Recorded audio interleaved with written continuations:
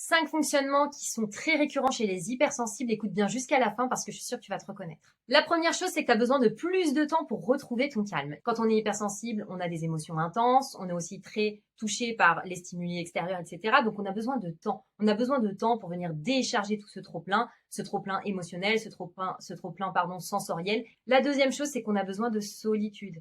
Parfois, on a besoin juste de se retrouver toute seule. Je sais que parfois, c'est mal accueilli par les autres, ils comprennent pas forcément, mais c'est vraiment un besoin essentiel pour nous, pouvoir écouter ce qui se passe à l'intérieur de nous. Si tu es hypersensible et que pour l'instant, tu n'arrives pas trop à gérer tes émotions, ton stress, etc., n'hésite pas à aller télécharger mon e-book, il est gratuit, tu as juste à écrire le mot e-book dans les commentaires et je t'enverrai le lien. La troisième chose, c'est qu'on est souvent très consciencieuse et perfectionniste. Par exemple, si tu es comme moi, c'est impossible pour toi de se détendre si tu n'as pas fini ton travail ou toutes les tâches que tu dois faire dans la journée, par exemple. La quatrième chose, c'est que tu as tendance à résister aux changements, même s'ils sont positifs.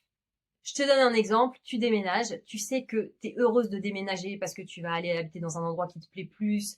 Voilà, il y a plein de points positifs, mais tu vas quand même être dans une forme de résistance assez profonde parce que tu as du mal à quitter là où tu es, tu es un peu nostalgique. Dis-moi dans les commentaires si tu te reconnais. Et la cinquième, c'est que tu vas utiliser beaucoup plus l'hémisphère droit de ton cerveau, donc tu vas être beaucoup plus créative, intuitive, spirituelle et beaucoup moins linéaire. Dis-moi aussi si ça te parle. Pense à liker cette vidéo et à la partager si tu penses qu'elle peut aider d'autres personnes. Et moi, je te dis à très vite dans une prochaine vidéo.